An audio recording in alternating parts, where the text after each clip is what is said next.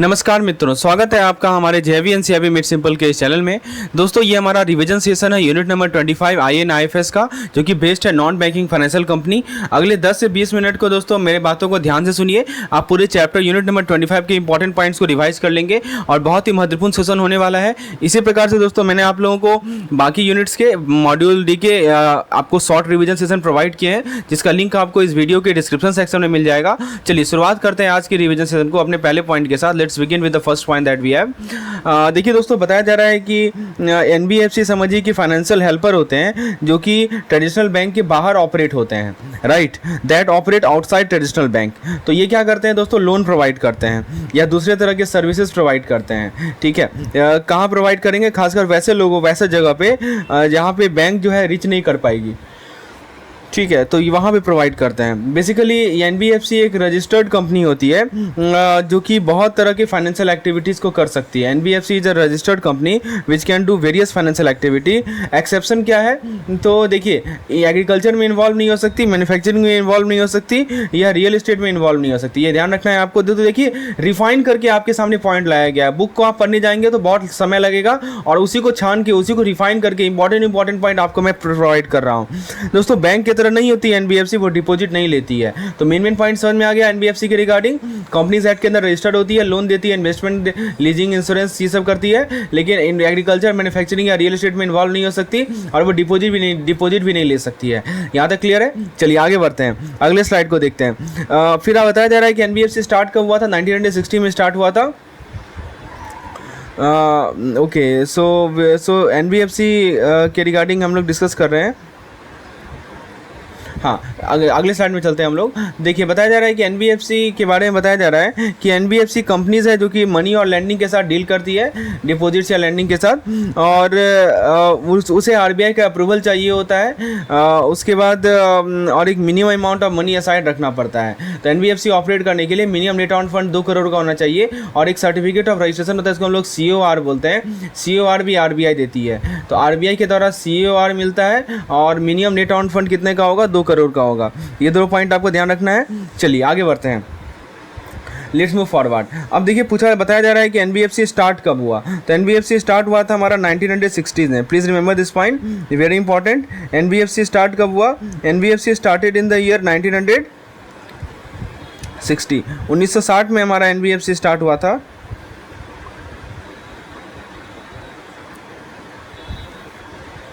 और उसके बाद नेक्स्ट पॉइंट है हमारा कि ये एक बैकअप था, एक तरह का अल्टरनेटिव था for those undeserved by bank. जो बैंक के द्वारा जिन्हें लोन नहीं मिलता था, उसको एनबीएफसी का सहारा मिलता था।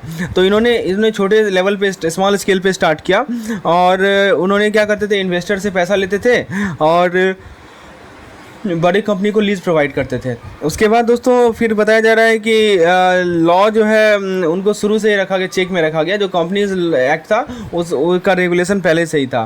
फिर नेक्स्ट पॉइंट बताया जा रहा है कि जैसे जैसे एनबीएफसी ग्रो हुआ तो रूल जो है टाइट होते गया, स्ट्रिक्ट रेगुलेशन होते गया। तो आरबीआई का कुछ कंट्रोल हुआ एनबीएफसी में, जो कि डिपॉजिट ले रही थी।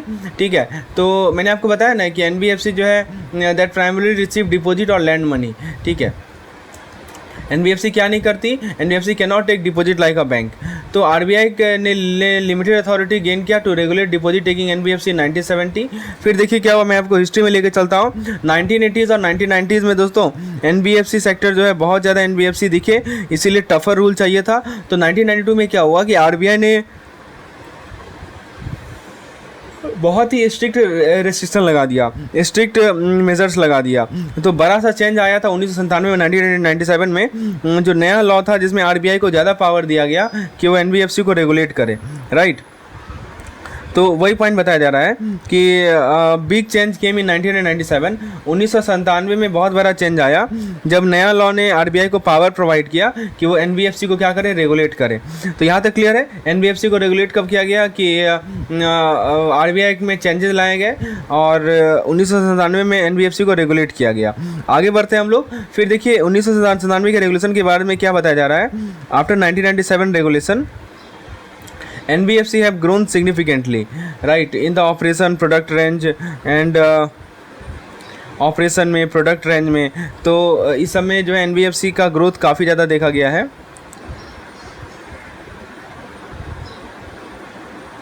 तो 1997 के रेगुलेशन के बाद से एनबीएफसी भारत में बहुत ज़्यादा एक्सपेंड हुई है, बहुत तरह का सर्विसेज ऑफर करती हैं, एडवांस टेक्नोलॉजी यूज करती हैं और बहुत सारे लोगों तक पहुंची है।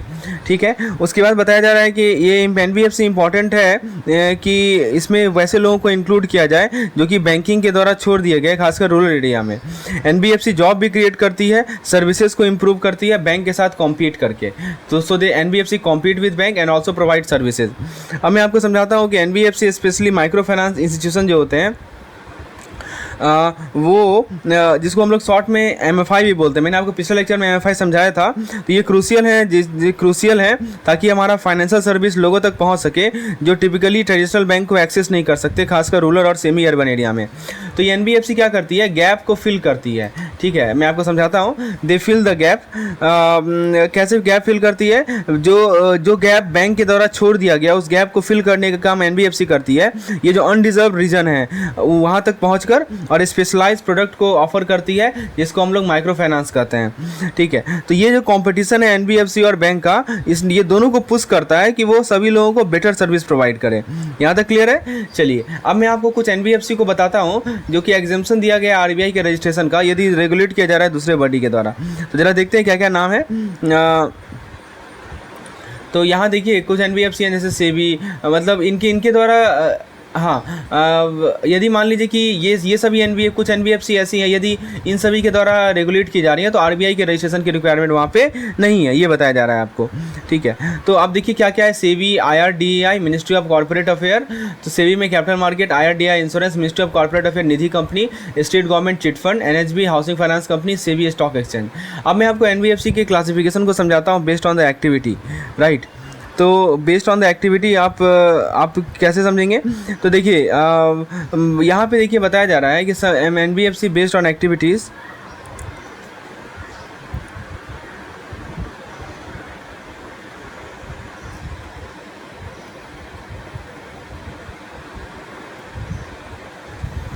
ओके तो देखिए कुछ हमारा एक्टिविटीज़ के बेसिस से पहला जो टाइप आता है वो हमारा होता है एसेट फाइनेंस कंपनी। तो नाम से ही क्लियर है, ये लोन प्रोवाइड करती है ताकि आप एसेट खरीद सकें। एक होती है लोन कंपनी, ये बहुत तरह का लोन ऑफर करती है जैसे पर्सनल लोन, बिजनेस लोन। एक होती है इन्वेस्टमेंट कंपनी, ये इन्वेस्टमेंट प्रोडक्ट में डील करती है जैसे स्टॉक, बॉन्ड या म्यूचुअल फंड। एक होती है इंफ्रास्ट्रक्चर फाइनेंस कंपनी, शॉर्ट में इसे हम लोग IFCs बोलते हैं। ये लोन प्रोवाइड करती है इंफ्रास्ट्रक्चर प्रोजेक्ट के लिए। तो please remember this point, AFC, LC, IC, IFC। Okay, so these are different types of NBFC classification. उसके अलावा दोस्तों हमारे एक systematically important core investment companies होता है, तो CIC जिसको बोलते हैं, कोर इन्वेस्टमेंट कंपनी CIC होता है। तो ये लार्ज NBFC होते हैं, इसमें इंटरकनेक्टेडनेस होती है फाइनेंशियल सिस्टम के साथ। उसके अलावा दोस्तों हमारा एक IDF NBFC होता है, यानी इंफ्रास्ट्रक्चर डेट फंड कंपनी। तो ये फंड रेज करती है इंस्टीट्यूशनल इन्वेस्टर से ताकि इंफ्रास्ट्रक्चर प्रोजेक्ट में हम इन्वेस्ट कर सकें। और एक होता है हमारा NBFC MFI, NBFC micro finance institution, ये स्मॉल लोन प्रोवाइड करती है अनडिजर्व पॉपुलेशन को। फिर हमारा आता है रेसिड्यूरी NBFC जिसको हम लोग RNBFC बोलते हैं, ये दूसरी कैटेगरी में फिट नहीं होता। अब देखिए NBFC के फैक्टर्स के बारे में समझाया जा रहा है। मतलब कि ये क्या करते हैं, ये फाइनेंस का काम करते हैं। तो इनवॉइस को परचेज करना बिजनेस के लिए ये NBFC फैक्टर करते हैं। एक होता है हमारा NOFHCS, NBFC non operating financial holding company, ये कंट्रोलिंग इंटरेस्ट होल्ड करती है दूसरे फाइनेंशियल इंस्टीट्यूशन में। एक होता है MGC यानी मॉर्गेज गारंटी कंपनी, ये गारंटी प्रोवाइड करती है लैंडर को against the default on the mortgage loan. Mortgage loan में डिफॉल्ट के अगेंस्ट ये गारंटी प्रोवाइड करती है लैंडर को। तो मैं आपको अब NBFC रेगुलेशन के समरी को प्रोवाइड करता हूं। तो देखिए पहला क्या पॉइंट बताया जा रहा है, आरबीआई एग्जेम्प्ट NBFC। मतलब क्या हुआ कि कुछ NBFC जो है रूल फॉलो करते हैं जो कि दूसरी अथॉरिटी के होते हैं अदर देन आरबीआई। ठीक है, जैसे मैंने अभी आपको बताया था सेबी हुआ, IRDAI, इस सब के रूल फॉलो करते हैं। अब देखिए फिर नेक्स्ट पॉइंट बताया जा रहा है कि जो वैसे NBFC जिनका फोकस होता है लैंडिंग पे या इन्वेस्टमेंट पे बिना प्रॉपर रजिस्ट्रेशन का, वो आरबीआई का रेगुलेशन जरूर फॉलो करेंगे। वही कह रहा है कि company require RBI regulation if their main deposit involve lending, investing और एक्सेप्टिंग डिपॉजिट। अब देखिए NBFC को कैटेगराइज किया जाता है कि वो पब्लिक डिपॉजिट को एक्सेप्ट करते हैं या नहीं करते हैं। Right, whether they accept public deposit, तो यदि वो करेंगे तो वो स्ट्रिक्ट रूल फॉलो करेंगे जिनको कैटेगरी ए में डाला जाएगा, जिसको एनबीएफसी डी बोलते हैं, यानी पब्लिक डिपॉजिट एक्सेप्ट करते हैं लेकिन यहाँ पे स्ट्रिक्ट रेगुलेशन होता है। और यदि वो नहीं करते हैं, पब्लिक डिपॉजिट एक्सेप्ट नहीं करते, उनको कैटेगरी बी में डाला जाता है, तो इनके पास as compare to company category A इनके पास लेस स्ट्रिक्ट रेगुलेशन होता है। यहाँ तक क्लियर है? चलिए अब मैं आपको समरी देखते, एक तो समरी है उसको मैं सिंपल भाषा में समझा रहा हूँ। देखिए अभी मैं आपको समझाता हूँ कि एनबीएफसी का जो क्लासिफिकेशन है उसका समरी कैसे होता है। I think we have already discussed it, मैं आपको दोबारा बता रहा हूँ। बहुत तरह के एनबीएफसी होते हैं जिनका फोकस होता है अलग अलग फाइनेंशियल एक्टिविटीज़ में, ठीक है, तो वही एक्टिविटी बेस्ड क्लासिफिकेशन होता है। तो जैसे मान लीजिए कुछ एनबीएफसी जो है व्हीकल या मशीनरी खरीदने के लिए लोन देते हैं, तो वैसे एनबीएफसी को हम लोग क्या बोलेंगे? एएफसी बोलते हैं। एएफसी का मतलब एसेट फाइनेंस कंपनी। कुछ एनबीएफसी जो है लोन प्रोवाइड करते हैं उन लोगों को जिनके पास जो है ट्रेडिशनल बैंक का एक्सेस नहीं हो, इसको हम लोग बोलते हैं NBFC MFI, NBFC micro finance company. तो दोस्तों जितने भी तरह के एनबीएफसी होते हैं ना, सभी का स्पेसिफिक पर्पज है हमारे फाइनेंशियल वर्ल्ड में। तो ये तो हो गया हमारा एक्टिविटी बेस्ड एनबीएफसी। दूसरा क्लासिफिकेशन होता है साइज बेस्ड एनबीएफसी, ठीक है। तो देखिए आरबीआई जो है एनबीएफसी को ओवरसीज करती है, मतलब मॉनिटर करती है। और दूसरी बात है कि ये आरबीआई सीरियस हुई रेगुलेशन उनकी, उन्हें रेगुलेट करना है 1997 में। मैंने आपको पहले बताया कि 1997 में रेगुलेशन के सीरियस हुई। ये श्योर किया आरबीआई कि उनके पास एनफ पैसा हो ताकि वो सेफली ऑपरेट कर सकें और रूल्स को फॉलो कर सकें। यदि कोई एनबीएफसी रूल्स को फॉलो नहीं करती तो आरबीआई आ सकती है सामने और एक्शन ले सकती है ताकि चीज़ों को फिक्स कर सके।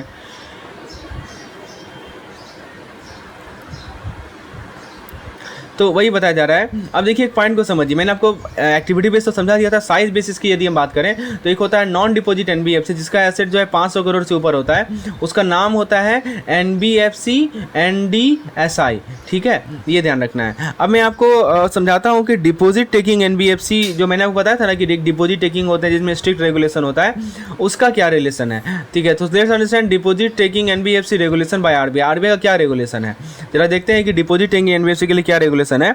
तो आरबीआई के द्वारा रेगुलेट होती है, इनके पास रूल्स होता है ताकि इंश्योर कर सकें कि डिपॉजिटर की सेफ्टी को इंश्योर कर सकें। अब इस रूल के अंदर क्या क्या आता है? इस रूल के अंदर आएगा हमारा फिक्स्ड डिपॉजिट टर्म। क्या आएगा? फिक्स्ड डिपॉजिट टर्म, जैसे एफडी का टर्म बोलते हैं हम लोग। तो कहा जा रहा है कि एफडी का जो टर्म होगा ना, एफडी का टर्म यहाँ देखिए लिखा हुआ है 12 से लेकर 60 महीना तक होगा, यानी 1 से लेकर 5 साल तक होगा। मतलब टर्म मतलब कितना साल का एफडी है उसके बारे में बात हो रही है, राइट। चलिए उसके बाद और क्या रूल है कि उनका कोई डिमांड डिपॉजिट अलाउ नहीं है, ठीक है। डिमांड डिपॉजिट समझते हैं ना आप कि एक तो हमारा सेविंग अकाउंट हो गया, एक तो हमारा ये करंट अकाउंट हो गया, दीज आर नॉट अलाउड, ठीक है। उसके बाद इंटरेस्ट रेट पे भी लिमिट डाल दिया गया है, जैसे कि 12 उस वक्त जब 12.5% था। उसके बाद मंथली इंटरेस्ट पेमेंट और कंपाउंडिंग होगा और कम से कम एक मिनिमम क्रेडिट रेटिंग मेंटेन किया जाएगा इस एनबीएफसी डी वाले कंपनी के द्वारा। और वो जो है इंस्टेंट विड्रॉल को ऑफर नहीं कर सकते। और एक और पॉइंट है कि कोई गिफ्ट को ऑफर नहीं कर सकते या हायर इंटरेस्ट रेट को ऑफर नहीं कर सकते ताकि हम डिपॉजिटर को अट्रैक्ट करें।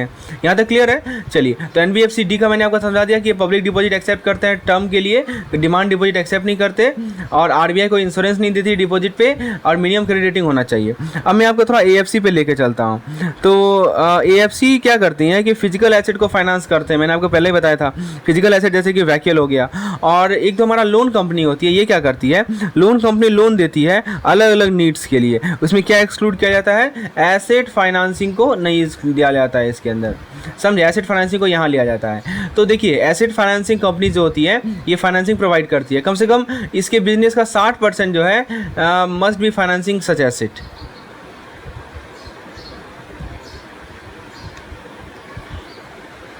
चलिए अब मैं आपको एक और टाइप को समझाता हूं जो कि है हमारा CIC NDSI। देखिए CIC NDSI को संक्षेप में मैं आपको बताऊं। देखिए ये हमारा क्विक रिवीजन सेशन है तो मैं आपको शॉर्ट में समझा रहा हूं। ये इन्वेस्ट करती है अपने ग्रुप कंपनीज में। कहाँ इन्वेस्ट करती है? ग्रुप कंपनी में इन्वेस्ट करती है जिसका मिनिमम एसेट साइज हो, ठीक है, 100 करोड़ का हो और इसके पास क्षमता हो कि वो पब्लिक फंड ले सके, ठीक है। तो ये दो चीज़ ध्यान रखना है CIC के रिगार्डिंग कि कम से कम अपना एसेट का 90% जो है वो ग्रुप कंपनी में इन्वेस्ट करेगी और इसका मिनिमम एसेट साइज 100 करोड़ का होगा और इसके पास क्षमता हो कि ये पब्लिक डिपॉजिट को एक्सेप्ट करे। दूसरा तरह का एनबीएफसी है वो है इंफ्रास्ट्रक्चर फाइनेंस कंपनी, IFC बोलते हैं। तो ये फाइनेंस करती है इंफ्रास्ट्रक्चर प्रोजेक्ट को। देखिए ये सभी चीज़ें ना फाइनेंस की कर रही है। जैसे कोर CIC की बात करें मैंने तो क्या बताया ये भी फाइनेंस कर रही है।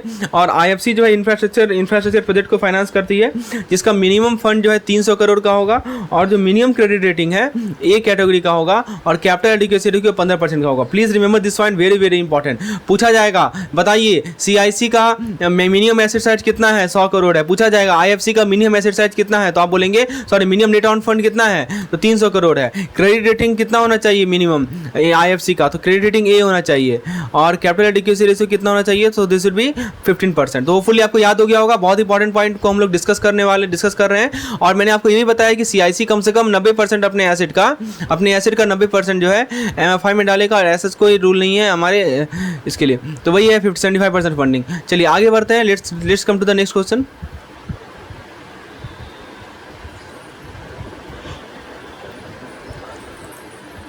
उसके बाद आता है हमारा आईडीएफ एनबीएफसी क्या करती है, ये पैसा रेज करती है बड़े बड़े इंफ्रास्ट्रक्चर प्रोजेक्ट के लिए। कैसे, बॉन्ड बेचती है। तो they raise long term fund for infrastructure through bond को बेचकर, ठीक है। और इंफ्रास्ट्रक्चर फाइनेंस कंपनी के द्वारा इन्हें स्पॉन्सर किया था, जो मैंने आईएफसी आपको बताया ना। सो आईएफसी स्पॉन्सर द डेब्ट फंड कंपनी, इंफ्रास्ट्रक्चर डेब्ट फंड कंपनी। यहाँ तक क्लियर है। अब देखिए, एक होता है NBFC MFI, NBFC micro finance institution. तो ये जो है छोटे छोटे लोन देती है गरीब परिवार को, और जिनको सर्टेन अमाउंट ऑफ पैसा चाहिए, और फोकस करती है मोस्टली ऑन माइक्रो लोन। तो वही कहा जा रहा है कि एनबीएफसी एमएफआई जो है माइक्रो लोन प्रोवाइड करती है 3 लाख का, तो लो इनकम हाउस होल्ड। और फिर एक और फंड बताया जा रहा है कि मिनिमम नेट ऑन फंड जो है, minimum net own fund 5 crore का होगा, और टोटल एसेट का 75% जो है माइक्रो लोन होगा। यहाँ तक क्लियर है। Now let's discuss the NBFC micro finance institution MFI के बारे में कुछ और पॉइंट डिस्कस करते हैं। तो बताया जा रहा है आपको कि एनबीएफसी एमएफआई जो है स्मॉल लोन ऑफर करती है, जिसमें फ्लेक्सिबल रिपेमेंट ऑप्शन होता है। यहाँ देखिए लिखा है ना, फ्लेक्सिबल रिपेमेंट ऑप्शन। और एनबीएफसी एमएफआई की बात हो गई। मिनिमम कैपिटल एडिक्वेसी रेशियो 15% होगा, ठीक है। अब देखिए एक पॉइंट को समझिए, एक होता है हमारा एनबीएफसी फैक्टर। एनबीएफसी फैक्टर क्या होता है वो मैं आपको समझा रहा हूँ। देखिए एनबीएफसी फैक्टर क्या होता है कि basically NBFC factor financing provide करता है business by purchasing business invoice. ध्यान दीजिएगा, क्या क्या परचेज करता है, बिजनेस का जो इनवॉइस है उसे परचेज करके एट डिस्काउंट पे परचेज करता है। ये ध्यान रखना है आपको। कौन परचेज करता है, फैक्टर परचेज करता है। तो देखिए सिंपल भाषा में समझिए कि एनबीएफसी फैक्टर क्या करता है कि ये फाइनेंसिंग प्रोवाइड करेगा, बिजनेस इनवॉइस को परचेज करेगा डिस्काउंट पे, ठीक है। और कम से कम एसेट का 50% जो है वो फैक्टरिंग के माध्यम से आएगा। फैक्टरिंग आपने पढ़ा होगा, ठीक है। अब देखिए एक होता है मॉर्गेज गारंटी कंपनी, जिसको हम लोग एमजीसी बोलते हैं। तो एमजीसी इंश्योर करता है कि जो मॉर्गेज लोन है, जिसको मिनिमम अमाउंट ऑफ फंड चाहिए, उसको इंश्योर करता है। It provide guarantee for mortgage loan at least 90% of business. और मिनिमम नेट ऑन फंड जो है ये 100 करोड़ जो है प्रपोज करता है।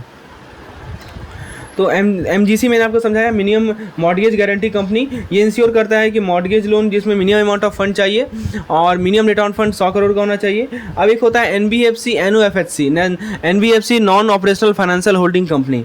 तो ये क्या है कि सो आउटसाइड। तो यहाँ तक अभी तक क्लियर है आपको कंसेप्ट। एमजीसी क्या होता है, गारंटी प्रोवाइड करना मॉर्गेज लोन के लिए, मिनिमम नेट ऑन फंड जो है 100 करोड़ का होना। अब मैं समझाता हूँ कि हमारा जो डॉक्यूमेंट्स है एनबीएफसी का, सो उसके रिगार्डिंग समरी में आपको बताता हूँ। देखिए एमजीसी बताया आपको, एमजीसी मॉर्गेज लोन को इंश्योर करता है कि मिनिमम अमाउंट ऑफ फंड चाहिए। अब देखिए डॉक्यूमेंट की बात करें,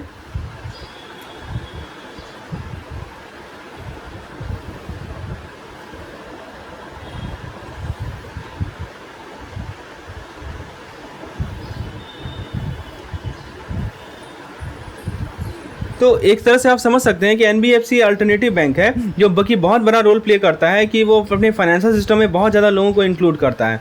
इसको आरबीआई रेगुलेट करती है, लेकिन बहुत तरह के एनबीएफसी होते हैं based on what they do and how big they are. So they are not actually bank, so they don't follow all the same rules, however they still have to follow some important regulation. अब आपको shadow banking पता है, shadow banking NBFC की तरह होता है, इसमें आप बैंक के चीज़ों को करते हैं बट आउटसाइड ट्रेडिशनल बैंक। अब मैं आपको समरी प्रोवाइड करता हूँ डॉक्यूमेंट्स ऑफ एनबीएफसी। तो दोस्तों पहला क्या है, एनबीएफसी इंपॉर्टेंट प्लेयर होते हैं फाइनेंस को एक्सेसिबल बनाने में, और इसको मॉनिटर करती है RBI with different types based on what they do and how big they are. ठीक है, तो कितने बड़े हैं, क्या करते हैं, इसके बेसिस पर आरबीआई नियम सेट करती है, जैसे कि मिनिमम कैपिटल कितना होना चाहिए, ठीक है, उनके लिए। और देखिए एक टर्म आएगा शैडो बैंकिंग, अभी मैं आपको समझाता हूँ शैडो बैंकिंग का। तो शैडो बैंकिंग में क्या है कि शैडो बैंकिंग इसके अंदर बैंक लाइक एक्टिविटीज़ होती है, नॉन बैंक के द्वारा किया जाता है, जो कि रिस्की हो सकता है। एनबीएफसी को मिनिमम अमाउंट अपने अब पैसा चाहिए स्टार्ट करने के लिए, ठीक है। अब मैं आपको बैंक फाइनेंस प्रोवाइड का ये डिस्कशन प्रोवाइड करता हूँ, that bank finance to NBFC. देखिए दोस्तों, आरबीआई, यहाँ पे एक पॉइंट को समझिए, आरबीआई रजिस्टर्ड एनबीएफसी, ठीक है। यहाँ तक क्लियर है आपको? एमजीसी मैंने बताया आपको, yes. RBI regulation for NBFC, यहाँ क्या बताया जा रहा है कि मिनिमम रजिस्ट्रेशन रिक्वायर्ड। देखिए यहाँ शैडो बैंकिंग है ना, refers to bank like activity by entirely outside banking system can be source of risk to financial stability.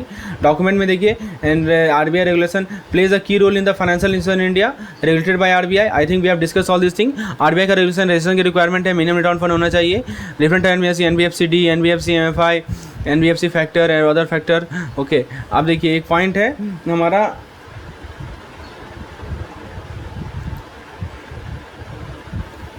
Okay, shadow banking के बारे में हमने बात की।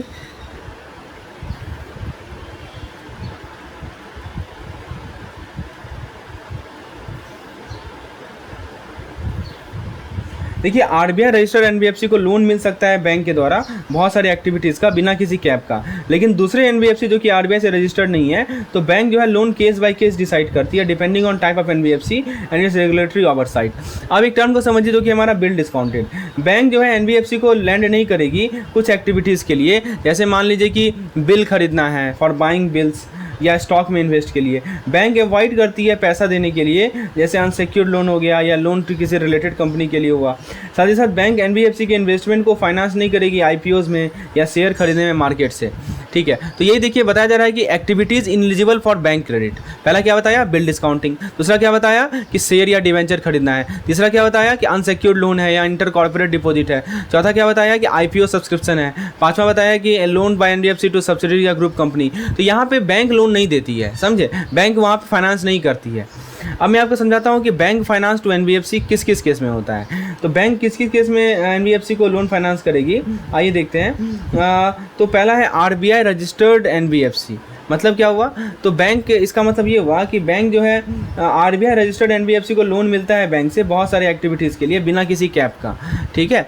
तो बहुत सारे परमिसिबल एक्टिविटी के लिए मिलता है, देयर से नो कैप ऑन द, मतलब कोई एनओएफ की कोई रिक्वायरमेंट नहीं है। और फिर बताया जा रहा है कि कुछ एनबीएफसी को जो कि आरबीआई से रजिस्टर्ड नहीं है, तो bank case by case loan decide करती है। यहाँ लिखा ना केस बाय केस बेसिस, ठीक है। डिपेंड इस बात पे करता है कि किस तरह के एनबीएफसीज हैं, इंश्योरेंस है, निधि है, सेबी रजिस्टर्ड है, एनबीएफसी है या क्या है, ठीक है। और I think this thing has been repeated twice, ये 2 बार रिपीट हो गया है। अब मैं आपको समझाता हूँ कि summary of the bank credit, yes, bank credit to NBFC. देखिए बैंक जो है पैसा एनबीएफसी को नहीं देगी कुछ एक्टिविटीज़ के लिए, जैसे बिल खरीदना हुआ, स्टॉक में इन्वेस्ट हुआ, और ऑल्सो वो स्टॉक एक्सेप्ट नहीं करेगी, बॉन्ड एक्सेप्ट नहीं करेगी सिक्योरिटी के रूप में ताकि एनबीएफसी को लोन दे।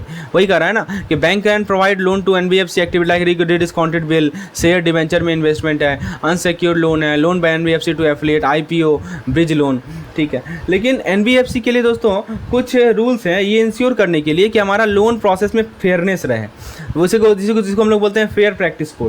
तो एनबीएफसी क्लियरली एक्सप्लेन करे लोन के टर्म्स को अपने लैंग्वेज में जो कि बॉरोवर समझे, मतलब क्लियर कम्युनिकेशन होना बहुत ज़रूरी है। फिर दोस्तों लोन एप्लीकेशन फॉर्म क्लियर रहे टर्म्स के लिए और रिक्वायर्ड डॉक्यूमेंट के लिए, और एक्नॉलेजमेंट सिस्टम होना चाहिए लोन एप्लीकेशन। अब मैं आपको फेयर प्रैक्टिस कोड को समराइज करता हूँ। देखिए दोस्तों एनबीएफसी का रूल्स है कि वो लोन टर्म क्लियरली एक्सप्लेन करे बॉरोवर्स के लैंग्वेज में, जो भी टर्म्स में चेंज आएगा उसको कम्युनिकेट किया जाएगा पहले, और उसके बाद नेक्स्ट पॉइंट है हमारा कि सिक्योरिटीज़ जिसको हम लोन कोलेटरल के रूप में लेंगे उसे रिटर्न किया जाएगा जब लोन फुल्ली पेड होगा, except for legitimate claim against the borrower. यहाँ देखिए लिखा गया है, क्या लिखा गया है कि जो भी सिक्योरिटी कोलेटरल के रूप में लिया जाएगा जब लोन फुल्ली पेड हो जाएगा तो उसको रिटर्न कर दिया जाएगा, ठीक है, ऑब्वियस सी बात है। एनबीएफसी ये पॉइंट ध्यान रखना है। उसके बाद यदि एनबीएफसी चाहती है कि सिक्योरिटी को दूसरे कारण से रखे तो बॉरोवर को क्लियरली बताएं कि कैसे उसको वापस मिलेगा, तो बॉरोवर को इन्फॉर्म करे यदि कोई चेंज आए तो, इंटरेस्ट रेट चार्ज चेंज जो है, फिर लोन रिकॉल, एक्सेलरेटेड पेमेंट, ये सब पॉइंट ध्यान रखना है। लोन फिर बताया जा रहा है लोन रिपेमेंट एंड सिक्योरिटीज़, ठीक है। अब देखिए यही है हमारा fair practice code for NBFC. तो एनबीएफसी क्या क्या करे, तो देखिए कहाँ का एनबीएफसी इसका फेयर प्रैक्टिस कोड क्या है कि stick to the loan agreement, मतलब लोन का जो एग्रीमेंट टर्म्स है उससे स्टिक रहे, ना ही उसमें इंटरफेयर करे बॉरोवर के पर्सनल मैटर में, ठीक है, not interfere in borrower personal matter. फिर कह रहा है कि एनबीएफसी मान लीजिए कि लोन अकाउंट को ट्रांसफ़र करना है तो उसके रिक्वेस्ट को एक्सेप्ट करे विद इन 21 डेज, उसको रिस्पॉन्ड करे 21 डेज़ के अंदर, बोरोवर को फेयरली ट्रीट करे और एग्रेसिव टैक्टिक्स लोन रिकवरी के लिए अवॉइड करे। ठीक है, ये सब चीज़ एनबीएफसी के लिए कहा जा रहा है। फिर ग्रीवियांस रिड्रेसल के बारे में बताया जा रहा है, यदि कोई कंप्लेन आए तो एनबीएफसी के पास एक कॉन्टैक्ट पर्सन हो कंप्लेन के लिए। यदि कंप्लेन को रिजॉल्व नहीं किया जाएगा 1 महीने में तो बोरोवर आरबीआई डिपार्टमेंट को कॉन्टैक्ट कर सकते हैं एनबीएफसी का। फिर दोस्तों नेक्स्ट पॉइंट है, और भी पॉइंट है कि फेयर प्रैक्टिस कोड में और क्या बताया जा रहा है कि एक फेयर प्रैक्टिस कोड जिसको एफपीसी बोलते हैं उसको डेवलप करे, उसको अप्रूव करे 1 महीना के अंदर, और ये कोड जो है बोरोवर्स के प्रीफर्ड लैंग्वेज में हो और डिटेल्ड हो, एज गाइडलाइन डिटेल्ड हो। ठीक है, लिखा रहा है ना कॉम्प्रिहेंसिव गाइडलाइन। उसके बाद वो डिस्प्ले करे एफपीसी को अपने वेबसाइट पे। And the last point is regarding the interest rate. तो देखिए एनबीएफसी के पास एक बोर्ड अप्रूव्ड मॉडल होता है इंटरेस्ट रेट को सेट करने के लिए, जिसमें कॉस्ट और रिस्क दोनों को कंसीडर किया जाता है। तो मैंने क्या बताया, इंटरेस्ट रेट डिस्क्लोजर के लिए क्या होता है एनबीएफसी के पास, एक board approved interest rate model होता है, याद रखिएगा। उसके बाद लोन फॉर्म और जो अप्रूवल लेटर है वो क्लियरली एक्सप्लेन करेगा इंटरेस्ट रेट को, और यदि कुछ रिस्क में वेरिएशन है उसको क्लियरली एक्सप्लेन करेगा, मतलब risk based variation interest rate clearly explain करेगा। एनबीएफसी जो इंटरेस्ट रेट को पब्लिश करेगा और कैसे वो रिस्क को एसेस कर रहा है अपने वेबसाइट पे पब्लिश करेगा, न्यूज़पेपर में पब्लिश करेगा। इंटरेस्ट रेट जो है एनालाइज किया जाएगा बोरोवर के लिए ताकि वो क्लियरली समझ सके। अब मैं आपको डॉक्यूमेंट्स के बारे में थोड़ा सा फिर से बता दूं। देखिए आरबीआई का जो ओम्बड्समैन स्कीम है वो हेल्प करता है लोगों को कि एनबीएफसी को के लिए कंप्लेन कर सकते हैं यदि एनबीएफसी बैड सर्विस प्रोवाइड कर रही है, एक्सेप्ट फॉर फ्यू एक्सेप्शन, कुछ एक्सेप्शन है। ठीक है, तो यही बताया जा रहा है। मैं आपको कुछ एक्सक्लूडेड कैटेगरी के बारे में आगे समझाता हूँ। देखिए आरबीआई का ओम्बड्समैन स्कीम हेल्प करता है लोगों को कि वो एनबीएफसी के बारे में कंप्लेन कर सके। अब देखिए कुछ केसेस हैं, जैसे कि यहाँ पे लिखा गया है, जैसे आपका कोर इन्वेस्टमेंट कंपनी सीआईसी का, तो सीआईसी हो गया, आईडीएफ हो गया, इसके बारे में मैंने आपको बताया था। इसको छोड़कर तो ये जो स्कीम है इसमें आरबीआई के एग्जीक्यूटिव डायरेक्टर होते हैं, यही फाइनल अथॉरिटी होते हैं, जिसको एपलेट अथॉरिटी कहा जाता है कस्टमर कंप्लेन के लिए। अब एक पॉइंट है जिसको कह रहे हैं हम लोग एसबीआर। एसबीआर क्या होता है, scale based integration, scale based regulation. देखिए आरबीआई ने एक नया सिस्टम क्रिएट किया है एनबीएफसी को रेगुलेट करने के लिए, based on their size, activity and risk. 3 चीज़ पे डिपेंड करता है, साइज पे, एक्टिविटी पे, रिस्क पे। मतलब आरबीआई ने एक नया सिस्टम क्रिएट किया है एनबीएफसी को रेगुलेट करने का, which depends on the 3 parameter, 1 is size, other is activity, 3rd is risk. अब देखिए यहाँ पे 4 लेयर बताए जा रहे हैं जिनमें अलग अलग तरह का रेगुलेशन है। एक मिनिमल है, एक स्ट्रिक्टर है। आप देख सकते हैं बेस लेयर, बेस लेयर में मिनिमम रेगुलेशन है, मिडिल लेयर में मॉडरेट रेगुलेशन है, अपर लेयर में स्ट्रिक्ट रेगुलेशन है और एक और लेयर होगा, आगे मैं समझाता हूँ। और टॉप लेयर में क्या है, सबसे ज़्यादा रेस्ट्रिक्शन है, सबसे टफेस्ट रूल है। ठीक है, अब मैं आपको समझाता हूँ कि एनबीएफसी का जो कैटेगराइजेशन है स्केल बेस्ड रेगुलेशन में वो कैसा है। देखिए एक होता है हमारा, एनबीएफसी को डिवाइड किया जाता है लेयर में based on their size and risk. ठीक है, साइज और रिस्क के बेसिस पर एनबीएफसी को लेयर में डिवाइड किया जाता है। कुछ ऐसे होते हैं जो कि पीयर टू पीयर लैंडिंग को डील करते हैं। देखिए लिख रहा है ना, ऑलवेज इन, हमेशा बेस लेयर में होंगे, जैसे एनबीएफसी P2P जो कि पीयर टू पीयर को डील करते हैं। कुछ एनबीएफसी ऐसे होते हैं जो कि एसेट एक्वायर करते हैं, ये भी हमारे बेस लेयर में होंगे। कुछ एनबीएफसी होंगे जो कि हमारे non operative financial holding company को ऑपरेट करेंगे, ये भी बेस लेयर में होंगे। कुछ हमारे एनबीएफसी विदाउट पब्लिक फंड या customer interface, so these are lie in the base P2P।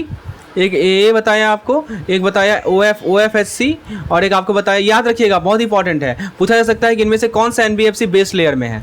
अब देखिए कुछ एनबीएफसी बेस लेयर में नहीं होते हैं, जैसे कि आप देख सकते हैं कुछ एनबीएफसी डिपॉजिट टेकिंग होते हैं, कुछ एनबीएफसी CICs होते हैं, कुछ एनबीएफसी IFCs होते हैं। ठीक है, तो deposit taking NBFC, house finance company, ये सभी मिडिल लेयर में होते हैं। अब मैं कुछ आपको अपर लेयर में भी बता देता हूँ। देखिए हाउसिंग फाइनेंस कंपनी को मिडिल लेयर में डाला जाता है, SPD यानी स्पेशलाइज डिपॉजिट टेकिंग एनबीएफसी को मिडिल लेयर होता है। अब देखिए एक कुछ हमारे गवर्नमेंट एनबीएफसी होते हैं, उसको बेस लेयर में, मिडिल लेयर में डाल सकते हैं, अपर लेयर में नहीं डाला जाएगा गवर्नमेंट एनबीएफसी को। ठीक है, और देखिए एक हमारे यहाँ देखिए एक एनबीएफसी ICC होता है। ठीक है, एनबीएफसी MFI होता है, एनबीएफसी के फैक्टर में एनबीएफसी MGC होता है। सो यही सब पॉइंट हमने आज डिस्कस कर रखे। तो फुली आपको कंप्लीट लेक्चर समझ में आ गया होगा एनबीएफसी के रिगार्डिंग। मैंने शॉर्ट में आपको सभी पॉइंट समझा दिया। एनबीएफसी है क्या, इसका हिस्ट्री क्या है, कब स्टार्ट हुआ, फिर आरबीआई का कौन कौन से रेगुलेशन एनबीएफसी पे डाल रखे हैं, क्या आरबीआई का रेगुलेशन तब भी जरूरी है यदि ये सभी ऑर्गेनाइजेशन एनबीएफसी को कंट्रोल कर रहे हैं, तो आंसर है नहीं। फिर मैंने आपको एनबीएफसी कैटेगराइजेशन समझाया क्लासिफिकेशन एक्टिविटीज़ के बेसिस पर, फिर हमने क्लासिफिकेशन देखा साइज के बेसिस पर, फिर कुछ एग्जाम्पशन भी बताया आपको एनबीएफसी रेगुलेशन के रिगार्डिंग। लायबिलिटीज के बेसिस पर क्लासिफिकेशन है, कैटेगरी ए, कैटेगरी बी, ठीक है। फिर उसके बाद आरबीआई का जो 1997 अमेंडमेंट आया था एक्ट, उसमें क्या लाया गया था अमेंडमेंट, इसको हमने देखा। फिर दोस्तों हमने देखा कि एनबीएफसी में के जो डिपॉजिट टेकिंग एनबीएफसी होते हैं उनके लिए क्या रिक्वायरमेंट है, नॉन डिपॉजिट के लिए क्या रिक्वायरमेंट है, एसेट वाले के लिए क्या है, फिर CIC, NDSI, IFC, everything we have discuss. So this is all about today's lecture. Thank you. तो फिर फ्रेंड्स, आप यदि इस प्रकार के लेक्चर चाहते हैं तो आप हम मुझे व्हाट्सएप कर सकते हैं इस पार्टिकुलर नंबर पर डिटेल जानकारी के लिए, यदि आप इस तरह के कोर्स चाहते हैं हमारे जेआईबी से रिलेटेड। धन्यवाद।